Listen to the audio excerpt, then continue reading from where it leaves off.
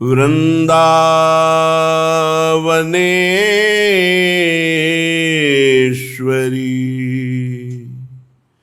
तवैव पदारविन्दम्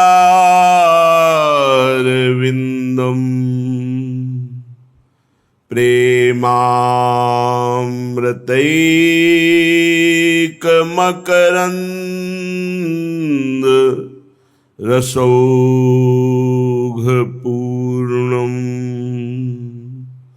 हृद्यर्पितं मधुपतेः स्मरतापमुग्रम्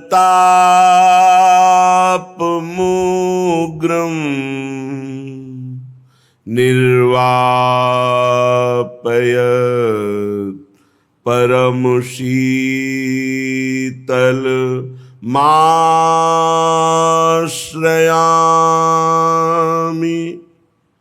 परमशीतल माश्रयामि।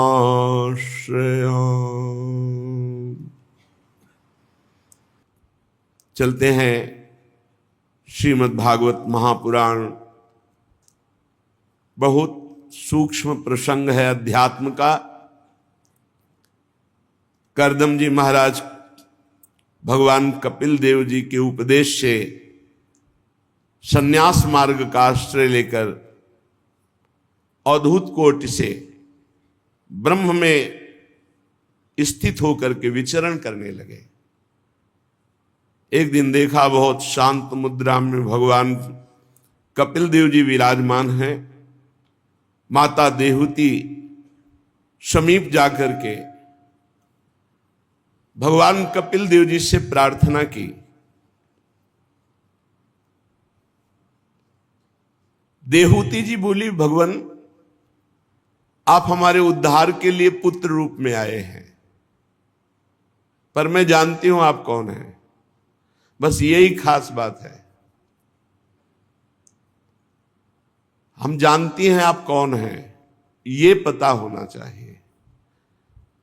गुरु प्रसाद से, संत संग से, शास्त्र स्वाध्याय से इतना तो पता होना चाहिए कि मेरे स्वामी कौन है और स्वामी का प्रताप क्या है, स्वभाव क्या है, महिमा क्या है, ऐश्वर्य क्या है। फिर पता चलता है इतना महान, वो इतना बड़ा प्रेमी है कि अपने प्रेमियों के चरण चापने में भी उसे संकोच नहीं होता, सारथी बनने में भी संकोच नहीं होता, लंगोटी धोने में भी संकोच नहीं होता। तब हृदय लुट जाता है। इतना महान और इतनी छोटी सेवा के लिए स्वयं भक्तों की परिचर्या करना। हे भूमन, ये दुष्ट इंद्रियां विषयों में भोगते भोगते इतना लंबा समय हो गया, ये ऊब ही नहीं रही। पर मैं ऊब गई हूं अब इंद्रियों को छूट देते देते।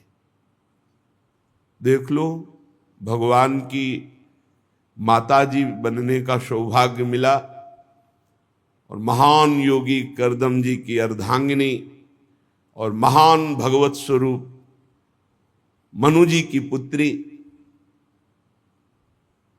और इनको जो वैभव भोग मिला वो देवराज इंद्र के पास भी नहीं है, क्योंकि ये योग शक्ति के द्वारा प्राप्त भोगों को भोगा। कह रहे मैं ऊब गई, पर ये इंद्रियां दुष्ट कभी नहीं ऊबती। ये अनुभव लीजिए।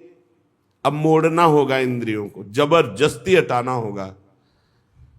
हमको जो मन सलाह देता है कि भोग लो,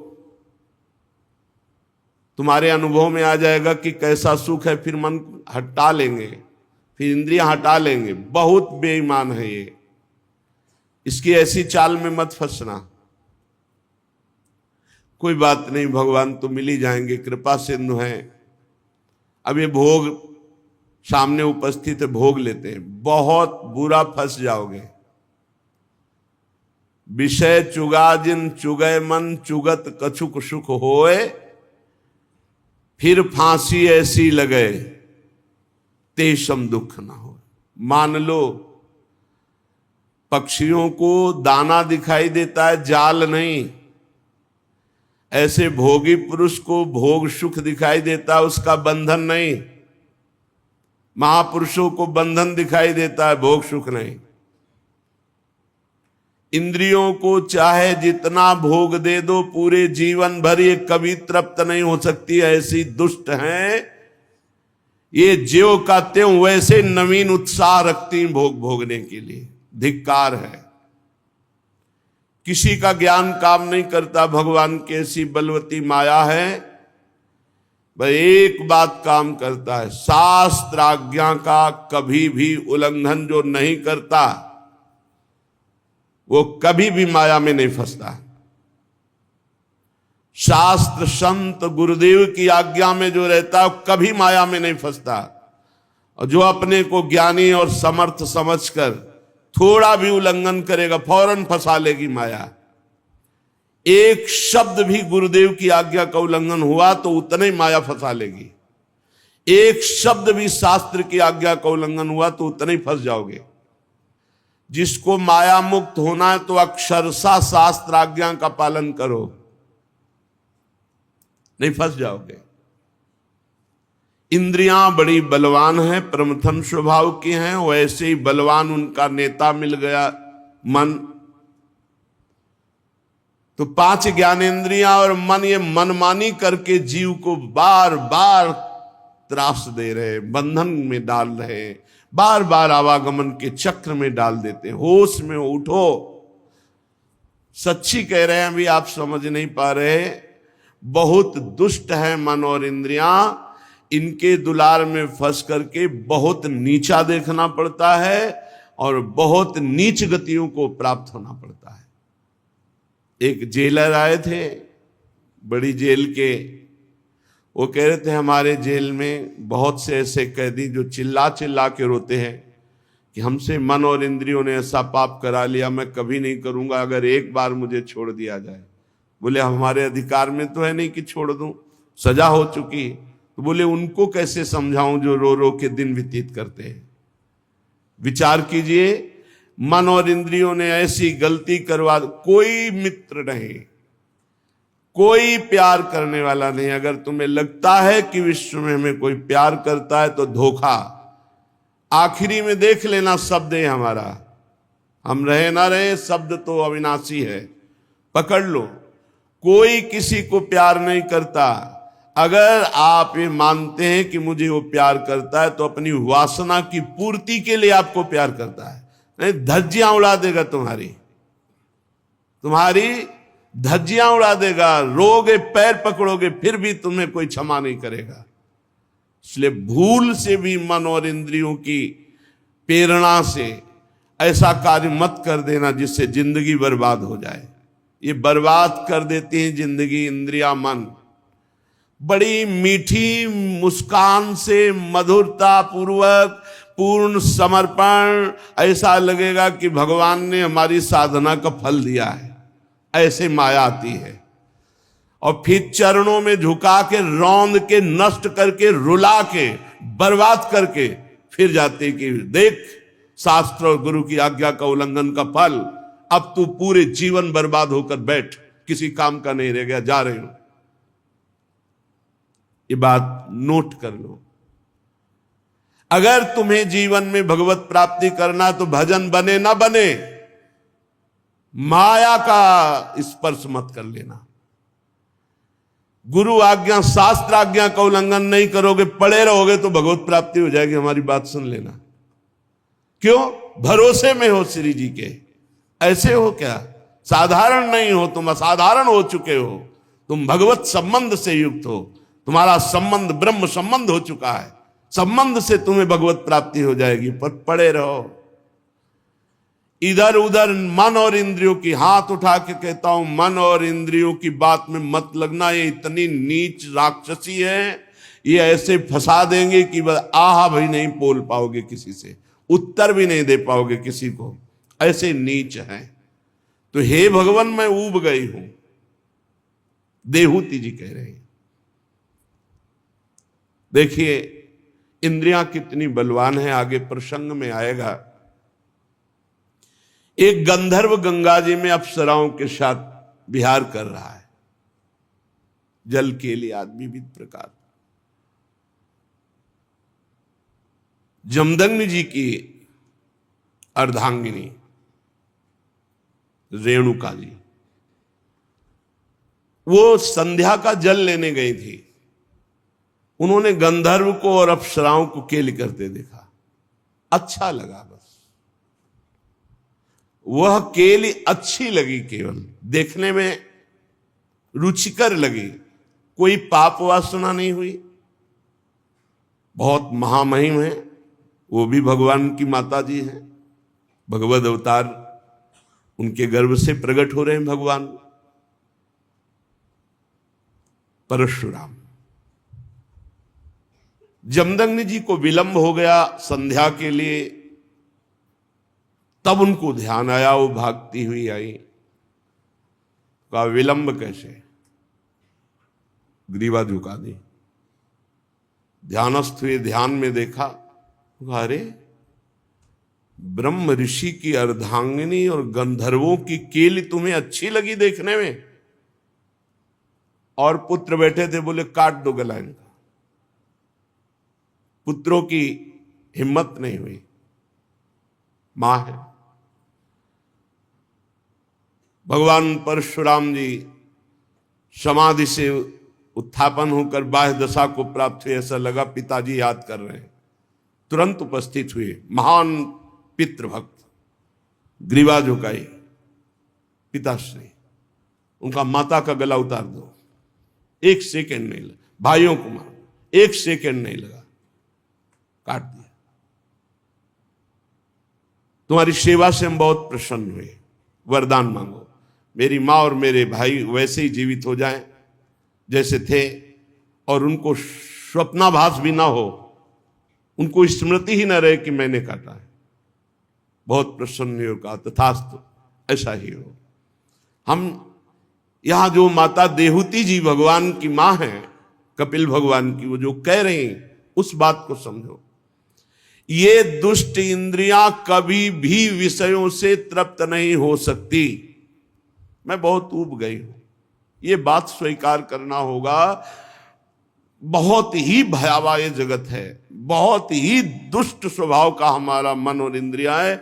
अगर हमारा भजन छूटा, शास्त्र और गुरु आज्ञा के विपरीत चले, तो ऐसी जगह फंसा देंगे कि रोते रहोगे, रोते रहोगे, कोई रास्ता नहीं। और फिर ये दुष्ट हमारे ही संग रहेंगे, ये मन इंद्रिया रहेंगे हमारे संग ही, बार बार पश्चाताप करेंगे, लेकिन फंसा देंगी। फिर फांसी ऐसी परे तेषम दुख न कोई। जब बड़े बड़े महापुरुषों की इंद्रियों को माया खींच सकती है, तो हम तो साधारण जीव हैं, हमको बहुत सावधान रहना है। ऐसी जलन हृदय में तुम्हारे रात दिन रहेगी और शांत करके तुम्हें नरक भेज देगी। बहुत सावधान। प्रभु ये इंद्रियां मांग रखती रहती हो, मैं इनको पूरा करने में लगती, पूरा जीवन व्यतीत हो गया, मैं अज्ञान अंधकार में पड़ गई हूं। ये अपने लिए नहीं कह रहे, क्योंकि उनका अज्ञान अंधकार क्या, स्वयं ज्ञान के भास्कर भगवान कपिल देव जी पुत्र रूप में आए, वो तो मुक्त ही हैं, जिनके गर्भ से भगवान आए, वो हमारे लिए कह रहे। इन इंद्रियों की नई नई मांगे और उनके पूर्ण करने में हमारा पूरा जीवन बर्बाद हो गया। कभी जितेंद्रियता का अभिमान भी न करे। अगर बढ़िया साधन पूरे जीवन से चल रहा है तो अभिमान भी मत करना। संतों से सुना जाता है शास्त्र, इसीलिए कि शास्त्र तो है ही और साथ में उनका अनुभव होता है। इसीलिए प्रथम सुने भागवत भक्त मुख भगवत वाणी। गीता और भागवत सुनने का आदेश भक्त के मुख से कह रहे हैं, क्योंकि स्वयं का अनुभव होता है। भगवान की माया अगर अहंकार कर लिया तो मुंह भरा गिरोगे। डरते रहो और प्रार्थना करते रहो कि हे हरि गुरु, कभी मेरे हृदय में अहंकार ना आवे, कभी वचन से भी ना निकल जाए कि मैं जितेंद्री हूं, मैं प्रतिग्रह रहित हूं, मैं कभी विषय सेवन नहीं, कभी ना निकल जाए, नहीं हाहाकार मच जाएगा जीवन में। ये भी लिख लो, दिमाग में बैठा लो, हाहाकार मच जाएगा। निकलना मुश्किल हो जाएगा, त्राहिमाम बोल पड़ोगे। ऐसी भगवान की प्रचंड माया है। प्रभु, मेरी तो जन्म परंपरा समाप्त हो चुकी है। क्यों? क्योंकि आप पुत्र रूप में मुझे प्राप्त हो गए हैं। इस अज्ञान अंधकार से पार लगाने के लिए ज्ञान रूपी नेत्र आप मुझे प्राप्त हो गए। मुझे अपनी अब चिंता नहीं, मेरा तो काम हो गया, आप मिल गए ना। यही तो है, यही तो है पूरे जीवन का लाभ की भगवान मिल जाएं।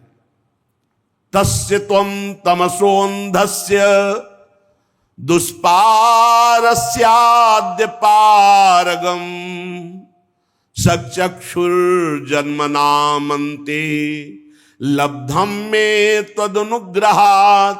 आपके अनुग्रह से मैं तो पार हो चुकी, क्योंकि अज्ञान अंधकार से पार करने के लिए आप ज्ञान रूपी चक्षु मुझे प्राप्त हो गए पुत्र रूप में।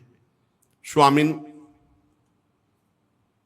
ये देह बहुत नरक है, बहुत नीच है। यदि भजन और भगवत साधना न बनी तो सबसे बड़ा नरक ये है।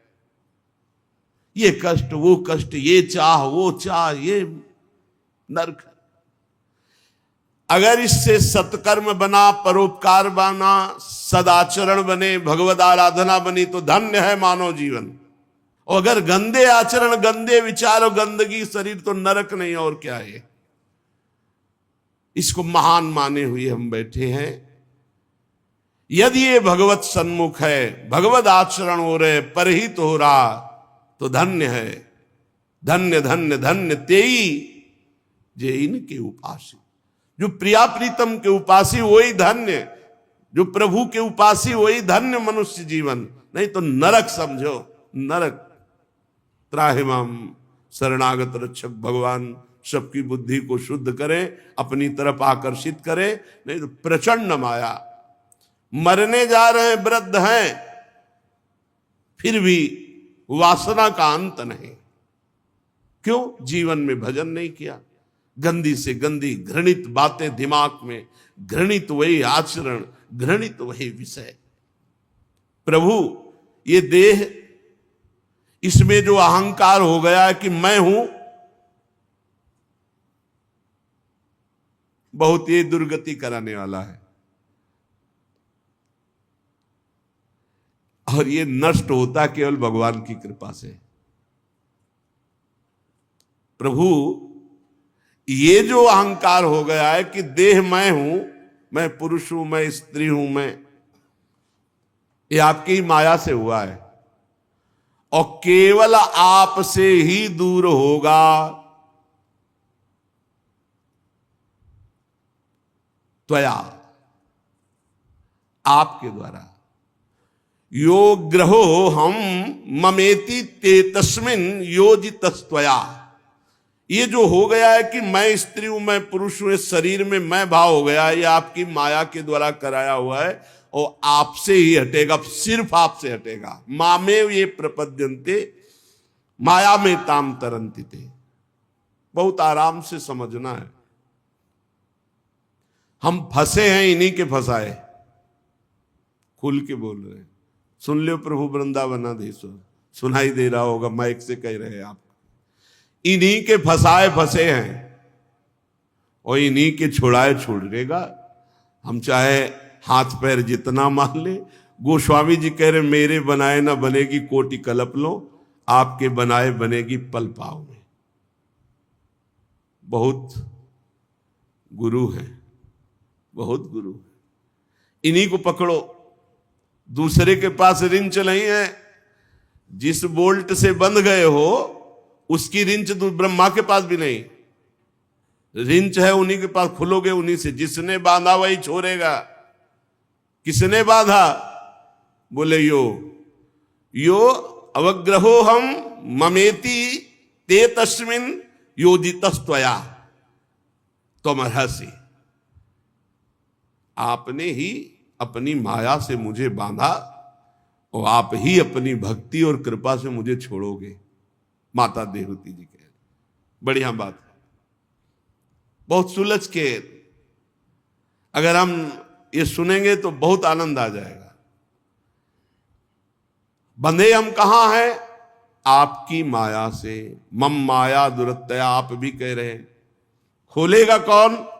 तो देहूति जी कह रहे त्वया, आप ही खोलोगे। जिसने बांधा है वही मुक्त करेगा। तो हमें क्या करना है? जिसने बांधा है उसकी शरण में हो जाओ। मामे वे प्रपद्यन्ते माया में ताम तरंति ते, उन्हीं की माया ने बांधा है, वही मुझे माया मुक्त करेंगे। तो भगवान की शरण में हो जाए। प्रभु ये संसार वृक्ष काटने के लिए ज्ञान रूपी कुठार आप मुझे प्राप्त हुए हैं। मैं प्रकृति और पुरुष का ज्ञान प्राप्त करने की इच्छा से आपकी शरण में हूं। आप भागवत धर्म जानने वालों में सबसे श्रेष्ठ हैं, मैं आपको प्रणाम करती हूं। श्री मैत्रेय जी विदुर जी से कह रहे हैं कि इस प्रकार जब माता देहूति ने अपनी अभिलाषा प्रकट की, जो लोकों को परम पावन करने वाले मोक्ष मार्ग में अनुराग उत्पन्न करती है, भगवान कपिल देव जी ने बड़ी प्रशंसा की, प्रश्न की और मृद मुस्कान से युक्त होकर बोले,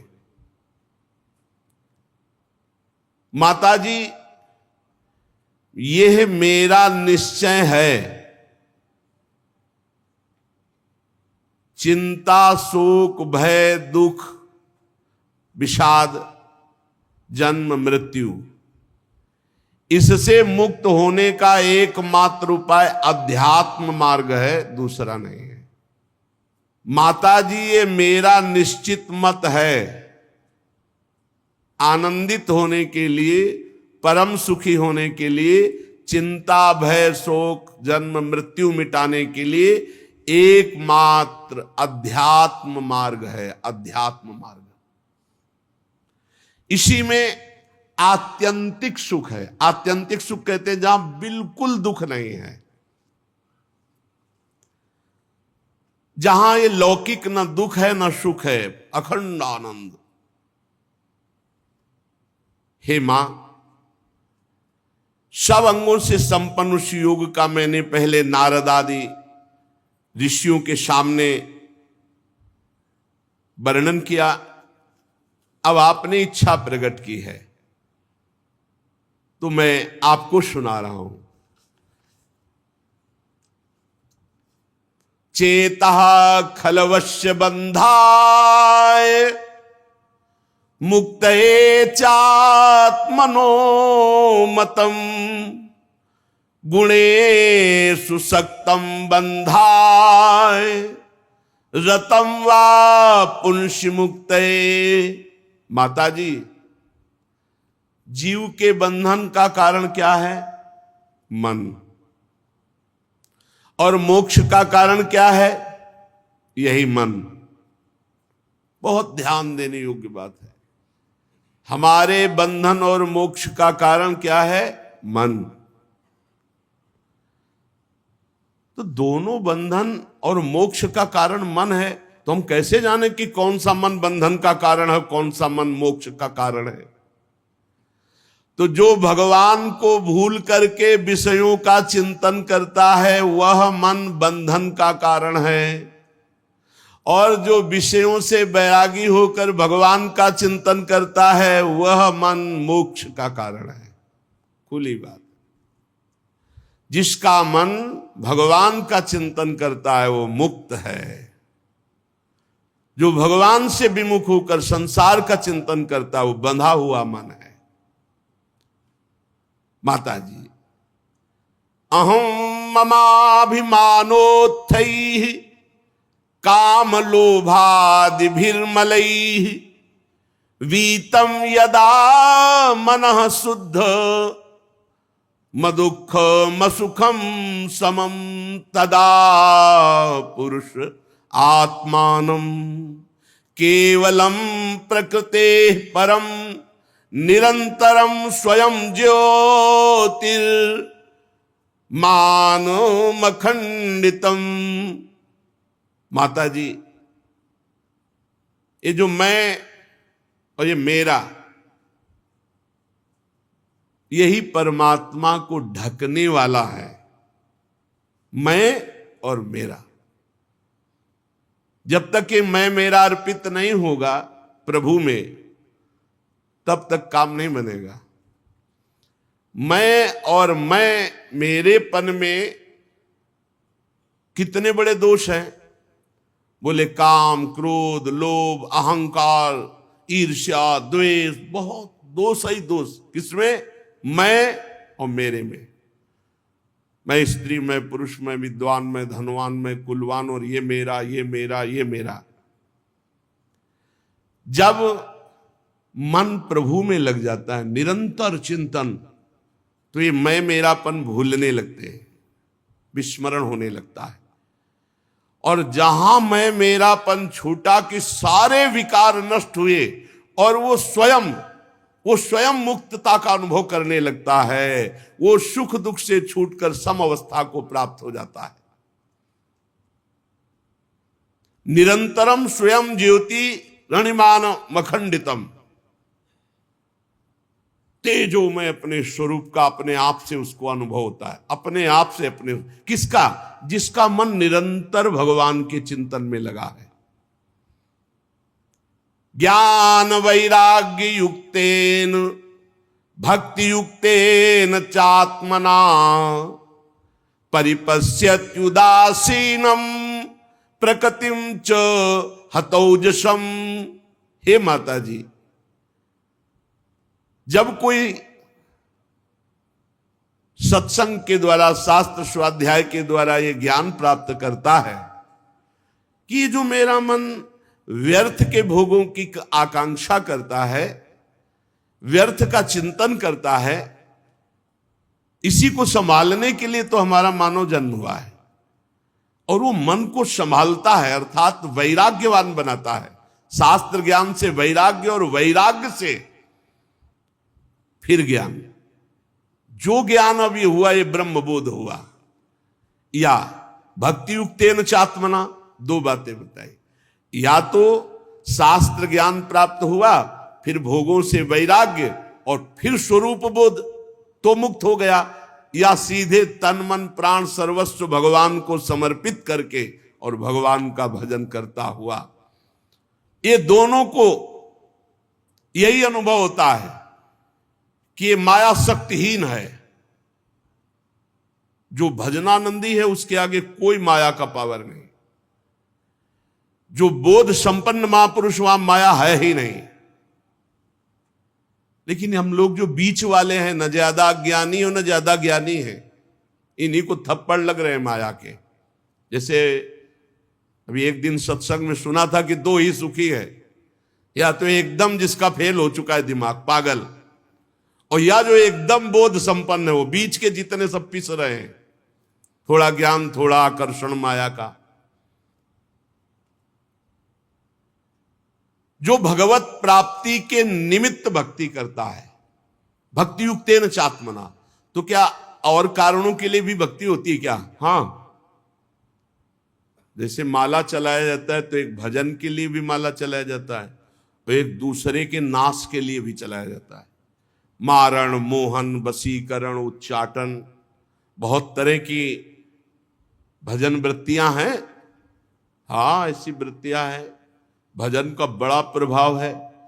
अगर तामसिक मंत्रों का प्रयोग कर दे तो मतलब तत्काल मृत्यु हो जाए, अकाल मृत्यु हो जाए। मंत्र बल, अब पर अपना जीवन बर्बाद कर दिया ना, किसी का अहित कर दिया मंत्र बल से।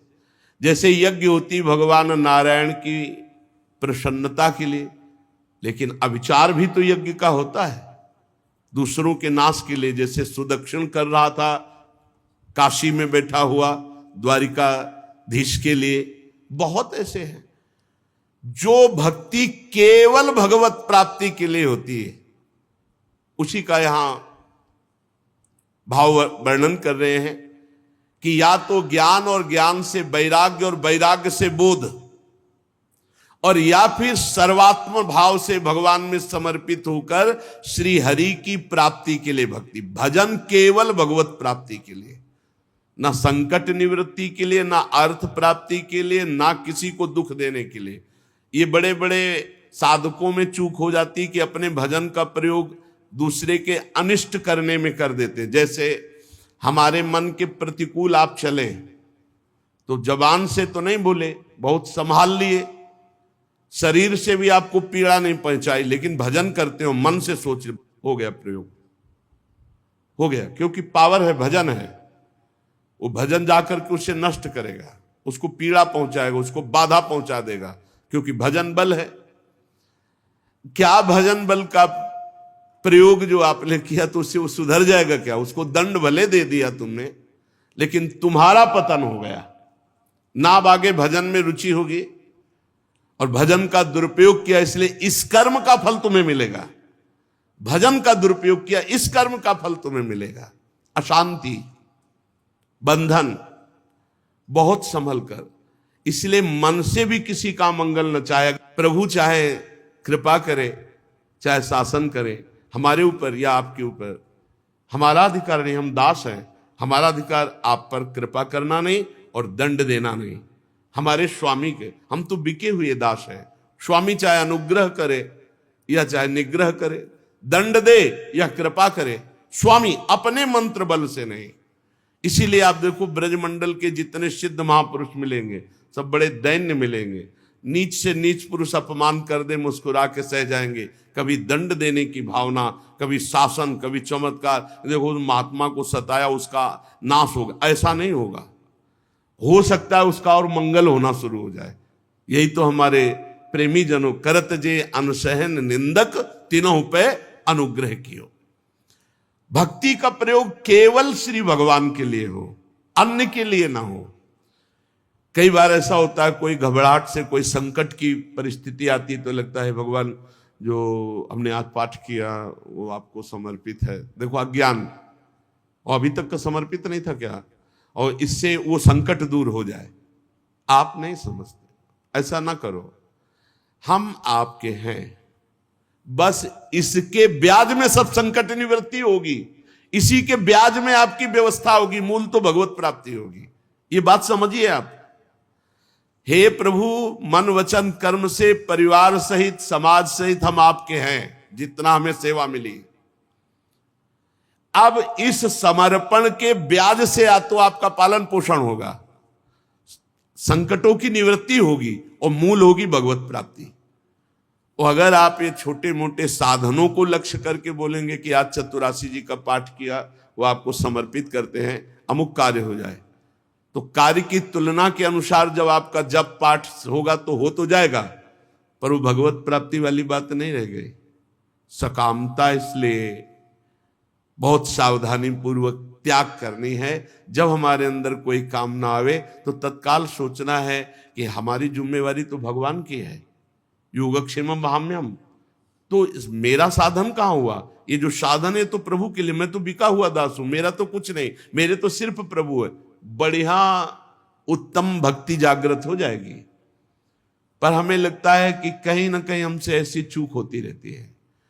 अनुग्रह और निग्रह ये दोनों भक्त के अंदर नहीं होते। कृपा करना या दंड देना ये नहीं होता, ये स्वामी के ऊपर होता है। वो स्वामी की तरफ देखता है। चाहे हमें कृपा करो, दंड दो, या जो हमारे साथ प्रतिकूल व्यवहार कर रहा है उस पर कृपा करो या दंड दो, स्वामी के ऊपर की बात। हम तो बिके हुए दास हैं। ऐसे भक्ति बढ़ती है। अगर अपने स्वयं निर्णय करने लगे, अनुग्रह और निग्रह, कृपा और दंड देने लगे, तो दासत्व भाव नहीं रहा, आपकी भक्ति में फर्क पड़ गया। और ज्ञानी तो ऐसा कर ही नहीं सकता, क्योंकि उस सबको अपनी आत्मा मानता है, तो वो कैसे किसी पर कृपा या दंड का? करुणा और मैत्री ये नहीं, कृपा और दंड देना ये ज्ञानी में नहीं, क्योंकि द्वैत है ही नहीं। और भक्त में इसलिए नहीं कि वो बिका हुआ है भगवान के, दोनों में ये बात नहीं होती। तब उसके सामने मंगलमय मार्ग प्रकाशित होता है भगवत प्राप्ति का। विवेकी जन, बहुत ध्यान देने, बहुत अमृतमय प्रसंग है। विवेकी जन, महापुरुष जन कहते हैं कि संग या आसक्ति यही दुर्गति प्रदान करती है। संग या आसक्ति ये आत्मा का अच्छेद्य बंधन है। बहुत सूक्ष्म विषय है, साधारण लोग साधारण भाव में ना ले जाएं। पूरा जीवन जब व्यतीत होता है वैराग्य से, फिर कोई थोड़ा भी प्यार करता है तो चिंगारी की तरह कहीं ना कहीं कुछ बकाया रहता है, लगता है मेरा कोई है। बस समझ लीजिए कि ये वो है जो पूरे जीवन के परिणाम में गुणा लगा देने वाला है। बहुत समझ लेना, अगर समझ पाओ ना समझ पाओ तो भगवान कृपा करेंगे, आगे समझा देंगे। जैसे चक्रवर्ती सम्राट ऋषभदेव भगवान के पुत्र, पुत्र पुत्रियां, राजरानी, वैभव, सुख, भोग सब छोड़ा भगवान के लिए। बहुत काल तक गंडकी नदी के किनारे भजन किया। थोड़ा हिरन के बच्चे में, अब वो कोमल कोमल सींगों से ऐसे खुजलाता ना, तो जैसे राजकुमार गोद में हो ऐसे हिरन के बच्चे को लेकर छाती से लगाते और वत्स तेरा मंगल हो। मतलब छुपा हुआ राग पुत्र पुत्री और परिवार का पूरा हिरन पे आ गया। वो अगला जन्म हिरन का हो गया। पूरे जीवन में हमारे प्रिय शब्द केवल भगवान के लिए रहे। जीवन में मैं और मेरा ना आने पावे। मैं ना, मेरा ना, मैं नहीं मेरा नहीं, ये दो शब्द रहे। बहुत कठिन है।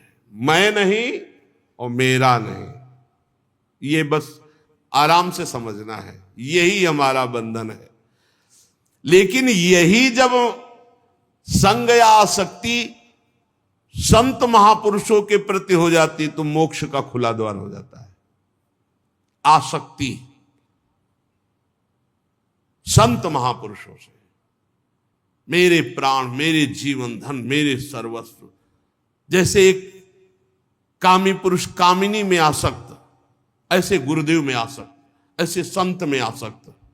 यहां भगवान कपिल देव जी कह रहे हैं, प्रसंग मजरम पास्मात्मनः कवयो विदुः शैव साधु सुकृतो मोक्ष द्वारम अपावृतम।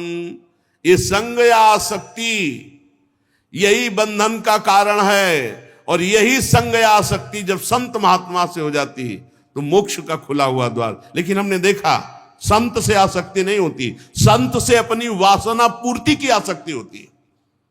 संत से आसक्ति यहां जो कही जा रही उसको ऐसा ना मान लिया जाए जैसे कि भाई संत से प्यार कर रहे हो या संत से सुख लेने की वृत्ति से प्यार कर रहे हो। वैभव, आशीर्वाद, वासना की पूर्ति, संत से प्यार मतलब उनकी आज्ञा पर चलना, मतलब उनके हुक्म पे प्राण त्याग देना, बहुत बड़ी बात है। संत महात्मा में आसक्ति हो जाना, आसक्ति हो जाना बहुत बड़ी बात है। कभी भी किसी भी शरीर विपरीत आकर्षण पर एकांत में संभाषण, मिलना जुलना, बातचीत बिल्कुल नहीं। हमारी बात मान लेना, नहीं जिंदगी में पछताओगे। संतों से उनके अनुभव सुने जाते हैं। यह आसक्ति केवल संत महापुरुषों से। अब बहुत बड़ी बात कह दी कपिल भगवान ने कि सीधा मोक्ष द्वार है, अगर संतों से आसक्ति हो गई तो मुक्त हो गए। अब वो संत कैसे हो जिनसे आसक्ति भगवत प्राप्ति करा देगी, तो आगे वर्णन कर रहे हैं। तितिक्षवः कारुणिकाः सुहृदः सर्वदेहिनां अजात शत्रवः शान्ताः साधवः साधु भूषणाः मयि अनन्येन भावेन भक्तिं कुर्वन्ति ये दृढ़ां मत्कृते त्यक्त कर्माणस् त्यक्त स्वजन बांधवाः मदाश्रयाः कथामृष्टाः शृण्वन्ति कथयन्ति भुंक्ष्यन्ति च तपन्ति विविधास्तापा नैतान् मदगत चेतसः त एते साधवः साध्वी सर्वसंग विवर्जिताः संगस्ते स्वथ ते प्रार्थ्यः संग दोषहराहिते शतां प्रसंगान् मम वीर्य संविदो भवन्ति हृत्कर्ण रसायनाः कथाः तज्जोषणादास्वपवर्गवर्त्मनि श्रद्धा रतिर्भक्ति रनुक्रमिष्यति। पहला लक्षण, जो सहनशील हैं साधवा। कैसे? बोले तितिक्षवा, जो बहुत सहनशील हैं। संत की पहचान जिनकी आसक्ति मात्र से भगवत प्राप्ति हो जाएगी, जो सहनशील हैं। कई संतों को देखा, उस दिन तो बार बार प्रणाम मन कर रहा था। संत थे तो अरुण भगवा वस्त्र धारण के सब्जी मंडी में सब्जी मांग रहे थे, तो एक आदमी रजोगुणी वेश पैंट शर्ट से थप्पड़ मारा सामने से उनके गाल में। वो 60-65 वर्ष के दो महात्मा एक साथ, झोली टांगी हुई थी, सब्जी मौन ऐसे झोली ऐसे फैला दी, कोई एक परवल डाल दिया, कोई एक आलू डाल दी, कोई ऐसे हाथ जोड़ दिए। अलग अलग भाव के लोग थे। वो उतरा गाड़ी से, कुछ नहीं बोले तो उसको और जिद चढ़ गई, लात मारा उसने सामने से पीछे से, दोनों महात्माओं के। लेकिन उन्होंने मुड़कर नहीं देखा। हम बार बार उनकी इस वृत्ति को देख के हृदय शीतल होता, प्रणाम करते रहे कि आप जैसे महात्माओं से ये जगत पावन होता है। ये गुप्त रूप से विचरण करने वाले अवधूत शिरोमणियों, आपके चरणों से तीर्थी कुर्वन्ति तीर्थानि। आप जैसे महात्मा जब तीर्थों का स्पर्श करते हैं तो उनमें तीर्थत्व आ जाता है। सबसे पहली पहचान साधु की तितिक्षवा, सहनशील। बहुत कठिन है सहनशीलता। उपदेश कर लेना, सुन लेना सरल है, लेकिन जब कोई अपमान करता है उस समय सहना। अपमान तो इतना भी, भरी बाजार में थप्पड़ मार रहे हो, महात्मा हेर भी नहीं रहे। क्या स्थिति है। मतलब एक बार तो बनता है ना कि 1-2 लात थप्पड़ के बाद देखना कि ये भाई क्या है, क्या है, देव या ना देव, मतलब आप मार क्यों रहे हो। इतना तो प्रार्थना। वो बोले भी नहीं, देखे भी नहीं और क्रिया भी नहीं बंद की। अगली दुकान में फिर जाके वैसे झोली फैला दी। प्रणाम है ऐसे महापुरुषों को जो तितिक्षवा, बड़े सहन। प्रकृति सर्दी गर्मी बरसाते और मनुष्य के द्वारा दी हुई प्रतिकूलता। दूसरा कारुणिकाः, बड़े दयालु स्वभाव के। इसी का दुरुपयोग होता है। कभी कभी संतों की दया का दुरुपयोग लोग करते हैं। इसीलिए उड़िया बाबा ने कहा है, दया बिना साधु कसाई और दया करी तो आफत आई। पक्का, एक बार करें सैकड़ों बार का अनुभव है। अब दया न करे तो साधु कैसा। श्री चैतन्य महाप्रभु ने श्री सनातन जी को जो उपदेश किया उसमें कहा, जीवे दया नामे रुचि वैष्णव सेवा। इसके अलावा और कोई उच्च कोटि का साधन नहीं। वैष्णव सेवा हो और जीवों पर दया हो और खूब नाम जप हो रहा, इससे बड़ा कोई साधन है ही नहीं। पक्का पक्का। दया बिना साधु कसाई, दया नहीं तो साधुओं का साहब क्या। और दया करी तो आफत आई। बहुत बचा के दया का खेल खेलना है। दया के खेल में ही जन्म के जन्म व्यतीत हो गए। जन्म के जन्म यही दया, और दया नहीं तो साधु कैसा। कारुणिकाः, दया तो करनी है पर दया संभाल के करनी है। जैसे पानी में डूबे हुए आदमी को निकालने के लिए भावावेश में कूद मत जाना, नहीं तो कई मर गए। एक परिकर में 8 नौजवान स्नान कर रहे थे और एक का पैर फिसला, तो बचाने के लिए क्रम बाई क्रम 8 कूदे। वो 8 को एक जैसे 2 डूब रहे, तीसरा उनको बचाने, वो चौथा तो 8 मंडली सहित डूब गए, क्योंकि एक दूसरे श्वास लेने के लिए दबाते हुए 8 क्रम बाई क्रम हुए। निकालने वाला इतना प्रवीण होना चाहिए कि सहारा दिया जाता है, नाम वाणी लीला धाम इसका सहारा दिया जाता है और दूर रहा जाता है। पर दूर रह करके वो सहारा पकड़ नहीं पाता है, तो लगता है थोड़ा जैसे जमीन पे गिरा हुआ हो तो उसे वैसे ही झुक के गिर के उठाया जाता है।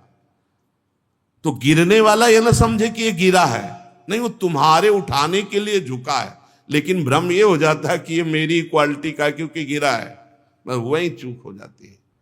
साधु को साधु ना समझ करके अपने समान समझ लिया जाता है, तो उनकी दया का दुरुपयोग होता है।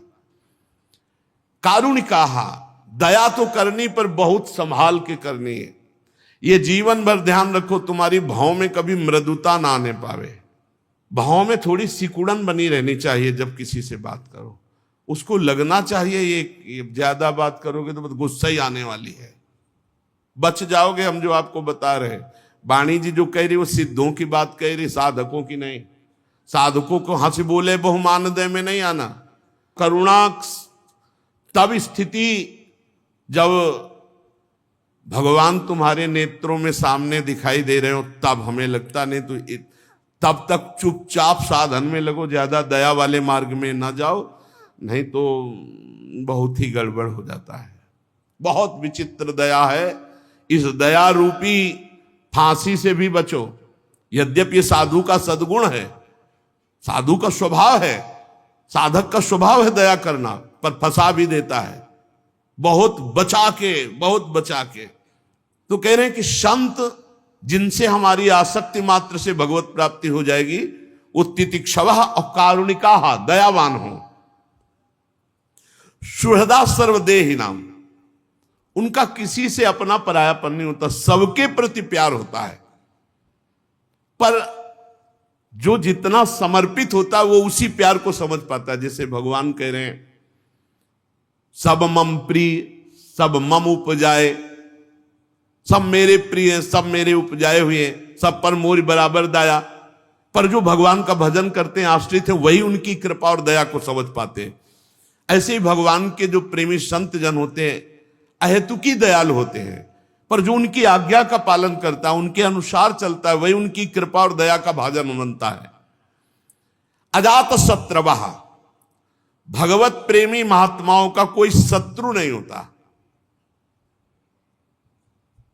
एक बार ढूंढी घाट है, वहां के महाराज जी श्री स्वामी आत्मा प्रकाश जी महाराज, हनुमान जी का ऐसा वैभव है, मतलब विशाल हनुमान जी और विशाल मुकुट, विशाल छत्र और सब स्वर्ण की। तो वहां के आसपास के गांव के ही 5-7 लोग रात्रि में अजात शत्रवा की बात बता रहे, चोरी करने आए। तो हनुमान जी के मंदिर को पीछे से काट लिया, और वो जो स्वर्ण के छत्र और ये सब उठा लिए। अब उठा तो लिए, पर किसी की चाल नहीं, चल नहीं सकता कोई। अब न रख सकते हो ना कुछ। सिद्ध महापुरुष सिद्ध हनुमान जी वैसे लिए खड़े रहे। रात्रि के 2 बजे गंगा स्नान करने श्री स्वामी आत्मा प्रकाश जी, वहां किसी का प्रवेश नहीं। तो एक बार गंगा जी की प्रणाम करके फिर हनुमान जी तो देखा उधर कुछ, तो शंका हुई, वहां वैसे गए, लगोटी लगाए, देखा, अरे भाई छोड़ दे, सब छोड़ दे, भाग जा, हनुमान जी का अपराध बन। उन लोगों ने बहुत पीटा, स्वामी जी को बहुत पीटा, मतलब वो अपनी जान में मार ही डाले से। स्वामी जी जो गए से सब रख दिए, और स्वामी जी को पीटा। अब जब सुबह हुआ, जो नित्य सेवा, वो जब देखा ऐसा सब बड़े बड़े अधिकारी कानपुर के, स्वामी जी आप बता भर दीजिए, थोड़ा सा बता दीजिए। और स्वामी जी को पूरा पता था। स्वामी जी ने कहा हमें कोई पता नहीं, किसने मुझे मारा है, सब कर्मों का भोग है, शरीर का कोई कर्म होगा उसी बहुत। और कृष्ण शरीर तपस्वी, अजात शत्रवा, भगवान के प्रेमी जन, भगवान के संत जन कभी किसी को अपना शत्रु नहीं मानते कि वो तप बल के द्वारा या किसी समाज बल के द्वारा या पदाधिकारी बल के द्वारा उसको दंड दिलवा दे। जिनका शत्रु हुआ ही नहीं सृष्टि में, उसे अजात शत्रु कहते हैं। अपने यहां सेवक वाणी में लिखा है, हरिवंश नाम लीन जे अजात शत्रु ते सदा। जो नाम में निरंतर लीन है उनके हृदय में शत्रुता रहती ही नहीं, पूरे विश्व में उनका कोई दुश्मन नहीं होता, भले उनसे कोई दुश्मनी माने, नहीं होता। अजात शत्रवा। और शांताः, सबसे पहला भाव है अपने यहां शांत भाव, शांत, दास्य, सख्य, वात्सल्य, गोपी भाव, सहचरी भाव, शांत भाव। शांत वही है जो हर स्थिति में शांत रहे। द्वंद्वों में समता ही शांति है। सेवक जी महाराज सेवक वाणी में, शत्रु मित्र सम जानी, मान मान अपमान सम, दुख सुख लाभ न हानि। यह है शांत भाव।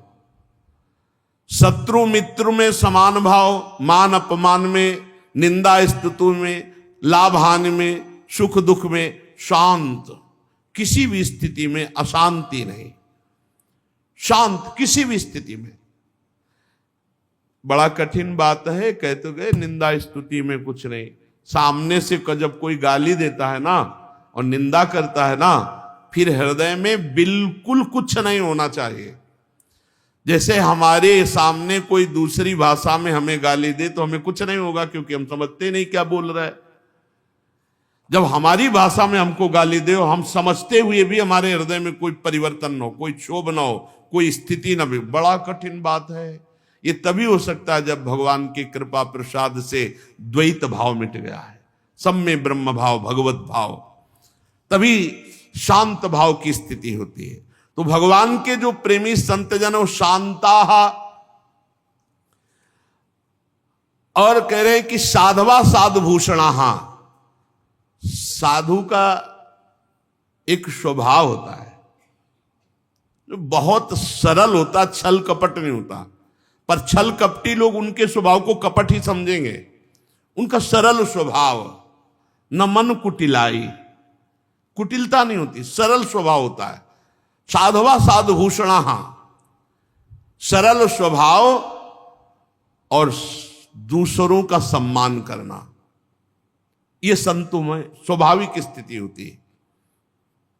सहनशील, दयालु, समस्त देहधारियों के अकारण हितैषी, किसी के प्रति शत्रुभाव न रहना, शांत स्वभाव, सरल स्वभाव, दूसरों का सम्मान देने का स्वभाव। और खास बात, मयि अनन्य भावेन भक्तिम कुर्वन्ति ये दृणाम। जो मेरे में अनन्य होते हैं, स्वप्न में भी किसी और की आशा नहीं, एकमात्र प्रभु की। प्रभु से एक प्रार्थना किया जाए नित्य तो बहुत जल्दी लाभ मिलेगा। हे प्रभु, मन वचन कर्म से मैं आपका सेवक हूं। अब मेरे मन और इंद्रियां आपके विपरीत जा रहे हैं, तो नाथ आप हमें ऐसी सामर्थ्य दो कि मेरा मन, मेरी इंद्रियां आपकी तरफ जाए, आपके सिवा किसी की तरफ ना जाए। प्रभु शरणागत रक्षक हो आप, हमारी रक्षा करो। हमारी इंद्रियां, हमारे मन गलत मार्ग में जा रहे हैं। नाथ कहीं अविश्वास ना पैदा हो जाए, इनके द्वारा रचे हुए षड्यंत्र में कहीं मैं फंस न जाऊं। प्रभु कृपा करो। रोज 1-2 मिनट तो प्रार्थना करनी ही चाहिए। संत जन जिनकी शरणागति मात्र से, संग मात्र से भगवत प्राप्ति, बोले मयि अनन्य भावेन भक्तिम कुर्वन्ति ये दृणाम। मेरे में अनन्य भाव, अन्य कोई मंत्र, अन्य कोई तपस्या, कोई बल, कोई योग, कुछ नहीं। बड़े प्रलोभन आते हैं जीवन में, ये मंत्र सीख लो ऐसा हो जाएगा, ये मंत्र सीख लो ऐसा हो जाएगा, बड़े प्रलोभन।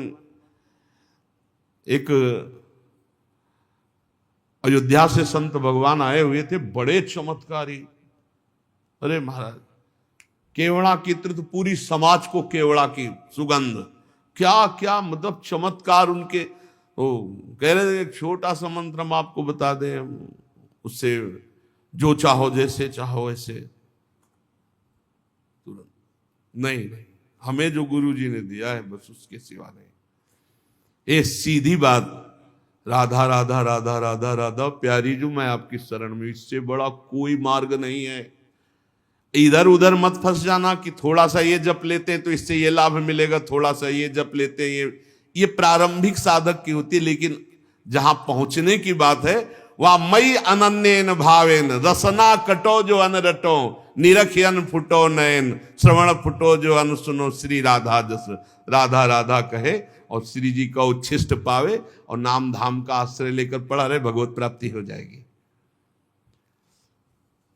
कैसे भगवत प्रेमी संत जन हैं, बोले मई अनन्येन भावेन भक्तिम कुर्वन्ति दृढ़ाम, वो सुदृढ़ अनन्य भाव से मेरे में प्रेम करते हैं। बड़ा चमत्कार है। एक बार श्री ज्ञानदेव जी और श्री नामदेव जी ब्रज भ्रमण के लिए आए हुए थे, तो प्यास लगी, तो ज्ञानदेव जी तो महान योगी सूक्ष्म रूप धारण किया और कुएं में जाके पानी पी के आ गए।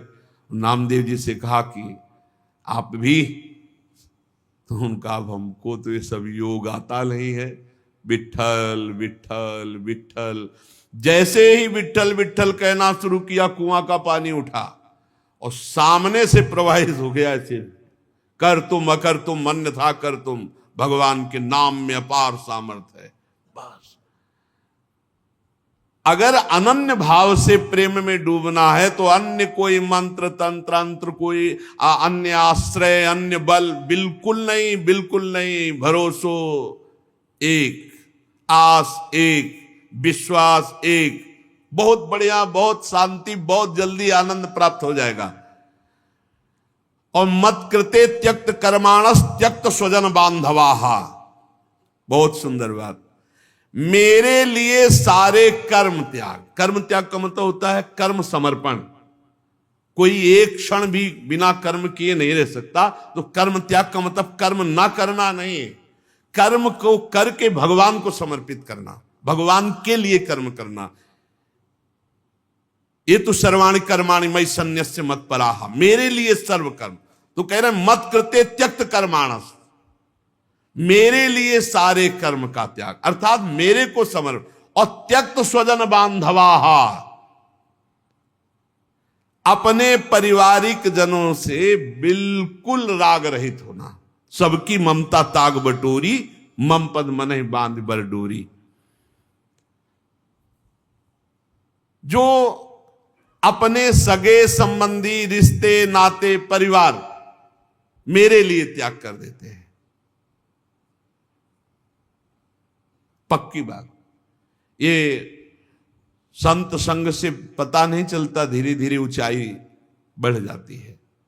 त्यक्त स्वजन बांधवा, सगे संबंधी, रिश्ते नाते जब भगवान के लिए हम समर्पित कर दिए, भगवान कह रहे हैं मत कृते, मेरे लिए त्यक्त स्वजन बांधवा, प्रभु के लिए सब कुछ समर्पित है। बहुत कठिन है, बहुत कठिन। रसिक अनन्य माल में जो भक्तों के चरित्र है बहुत कठिन है। त्यक्त स्वजन बांधवा, मेरा अस्तित्व ही नहीं है। बहुत जोर का भक्तों में जो समर्पण पाया जाता है, बहुत जोर का पाया जाता है। त्यक्त स्वजन बांधवा बहुत कठिन है, बहुत कठिन है। ये अंदर की बात है। इसीलिए भगवान ने गोपी जनों से कहा, जो सगे संबंधियों की बेड़ियों को बड़े बड़े योगी यति नहीं तोड़ पाते, मेरे लिए तुमने उनका त्याग किया, मैं तुम्हारा ऋणी हूं। श्री भगवान गोपी जनों से कहते हैं। आई ब्रजनारी सुनत बंसी रो, गृहपति बंधु बिसारे, दर्शन मदन गोपाल मनोहर, मनसिज ताप निवारे। और मदाश्रयाहा, वो केवल मेरे आश्रित रहते हैं, किसी और का आश्रय नहीं। प्रायः जब कोई पदाधिकारी या बड़े जन आते हैं ना, तो एक कार्ड निकालते हैं और ऐसे देते हैं। ये लोग पूछते क्या है, बोले कभी जरूरत या कभी कुछ भी आपके हम काम आवे तो डाल लो अपनी जेब में, डाल, निकलो बाहर निकलो, चलो। मदाश्रयाहा। एक बार सदगुरुदेव भगवान से किलजिलिया रहे थे, छोटी कुटिया मोहन लाडली कुंज में जब रहते थे, तो कहा नंबर लिख के दिया, तो कहा महाराज जी का ये क्या भैया? बोले नंबर है। तो बोले क्या करेंगे? बोले कभी जरूरत हो तो फोन लगा देना। बोले हाँ, अभी तक जरूरतें आपसे ही पूरी होती, ले चलो। हमसे कहा इसको कभी घुसने मत देना कहा इसको कभी घुसने मत देना यार।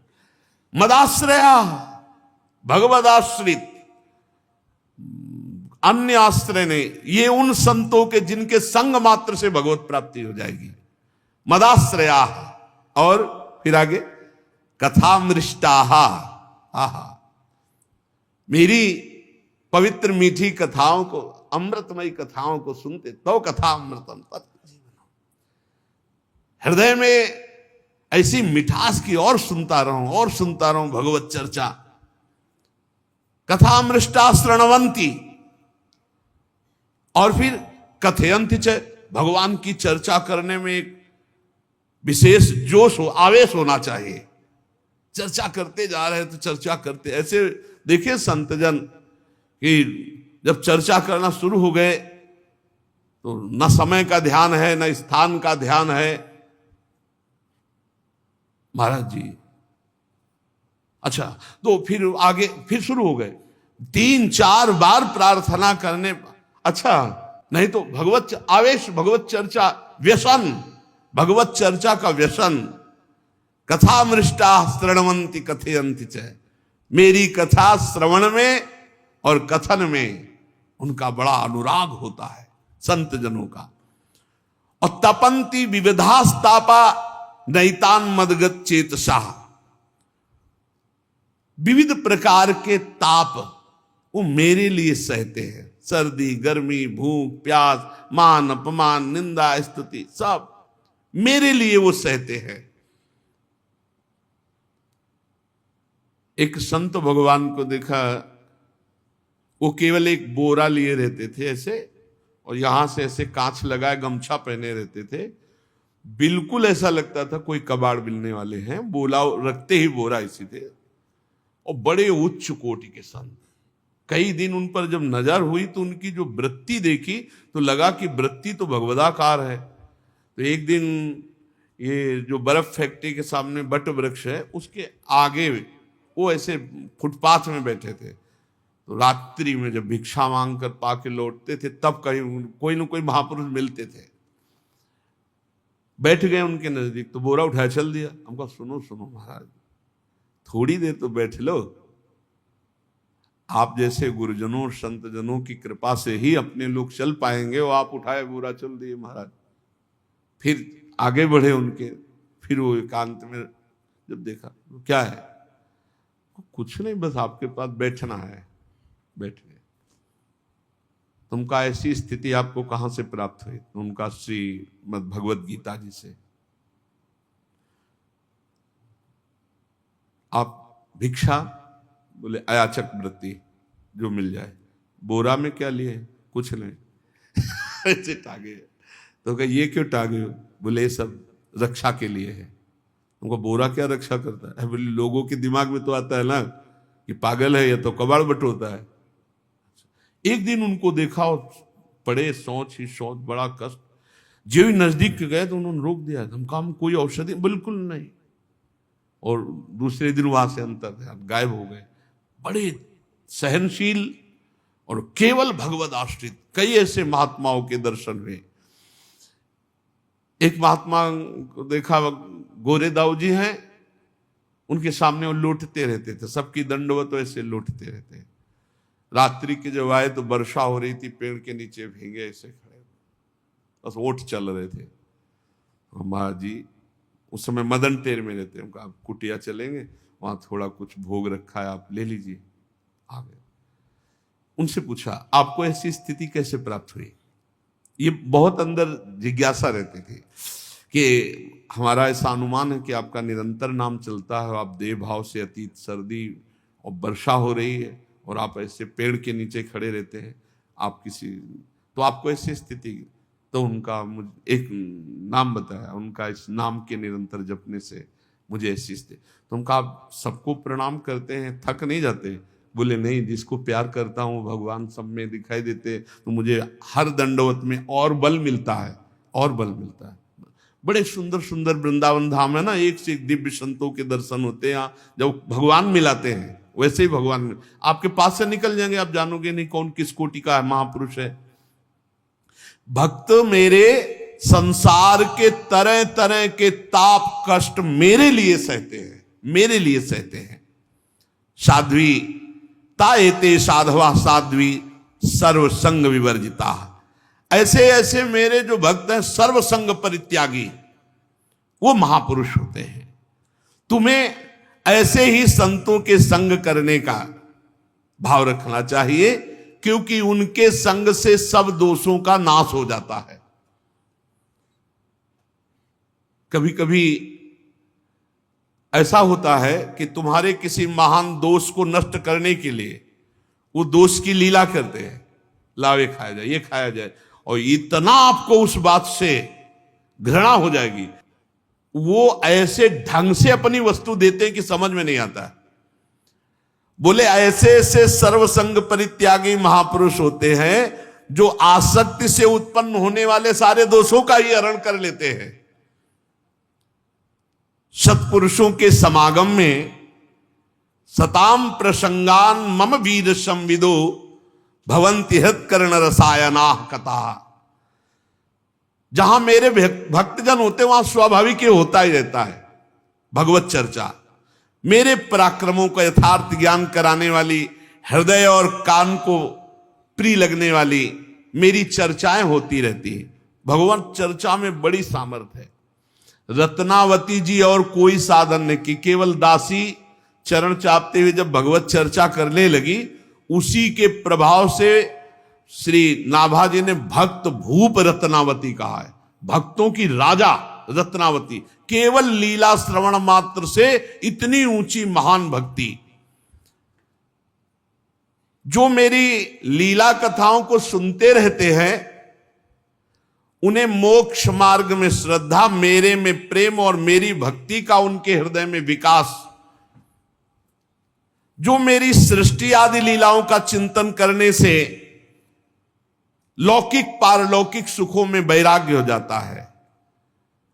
जब ये सोचे कि सबको मरना है और प्रलय होगी, सब नाश ही होना है, तो लगता है जल्दी करो भगवत प्राप्ति कर लो। और जब ये बात भूल जाते हैं मरना, तो लगता है ये भी भोग भोग लो, ये भी भोग भोग लो। भगवान कह रहे मेरी सृष्टि आदि लीलाओं का चिंतन करने से लोक परलोक के भोगों से वैराग होता है कि सब जलेगा। जब भगवान संकर्षण के मुख से विषैली अग्नि निकलेगी और 12 सूर्य, तो आग ही लग जाएगी, 100 वर्ष तक सब भस्म होगा, या उसके पहले ही भगवत प्राप्ति कर लो। मतलब भयंकर कलयुग आगे और आएगा, फिर और बड़ा अत्याचार, उसके पहले भगवत प्राप्ति कर लो। एक परार्ध बीत गया है, दूसरा परार्ध चल रहा है, महाप्रलय। जब ये परार्ध पूरा हो जाएगा तो महाप्रलय होगी। ये उसके पहले इसी जन्म में भगवत प्राप्ति कर लो, नाम जप लो, भगवान के आश्रित हो जाओ। भगवान की भक्ति बड़ी सरलता पूर्वक भगवत प्राप्ति करा देती है। इस प्रकार प्रकृति के गुणों से उत्पन्न हुए शब्दादि विषयों का त्याग करने से, वैराग्य युक्त ज्ञान से, योग से, मेरे प्रति की हुई सुदृढ़ भक्ति से और मुझे सर्वस्व समर्पण करने से मेरी प्राप्ति हो जाती है। भगवान ने कई साधन बताए, वैराग्य युक्त ज्ञान से, या अष्टांग योग से, या विषयों के त्याग से, या मेरे प्रति सुदृढ़ भक्ति, क्या सर्वस्व अर्पित कर दो। हे नाथ मैं आपका, वो संभाल लेंगे। लहर लहर हरि आप संभाले, हरि आप ही उतारे तेरा भार, उदासी मन काहे को करे, तेरा राम जी करेंगे बेड़ा पार। पक्का विश्वास कर लो, भगवान के भरोसे हो जाओ, सब संभाल लेंगे। अपने तो कह रहे हैं, हम बार बार कह रहे हैं, अपने कुछ कर सकते हैं तो बिगाड़ कर सकते हैं और कुछ नहीं कर सकते। हम तो अपनी बात कहते हैं, आप अपनी जानो। अगर हमको कहा जाए कि तुम क्या कर सकते हो, तो हम बिगाड़ कर सकते हैं। स्वामी हरदास जी भी महाराज कह रहे हैं, मोह सोना बिगाड़न को तो सोना समारन को। संवार सकते हो तो प्रभु आप संभाल सकते हो, और कहो तुम करो तो तोड़ फोड़ जरूर कर सकते हैं। आपके विधान में तोड़ फोड़ कर सकते हैं, हम तो उपद्रव कर सकते हैं, संभाल आप सकते हो। अब संभालना पक्की बात है, उपद्रव हमारी तरफ से होगा और संभाल आपकी। तो सो ना संवारन को, मोसो ना बिगाड़न को, तोई मोई पड़ी होर, कौन धो जीते कौन दो हारे, पर बदी न तोड़ हमारी आपकी चल रही। आप संवारते संवारते हार गए और मैं बिगाड़ते बिगाड़ते जीत गया। बस इसी में जीत है। हे नाथ मैं जैसा हूं आपका हूं, ये भाव और निरंतर नाम जपने का अभ्यास, और इसी जन्म में हमें भगवत प्राप्ति हो जाए ऐसी थोड़ी लालसा, तो भगवान की कृपा से, भगवत प्रेमी महात्माओं के संग से ये जन्म हमारा सार्थक हो जाएगा। शेष चर्चा आगे। श्री राधा वल्लभ लाल की।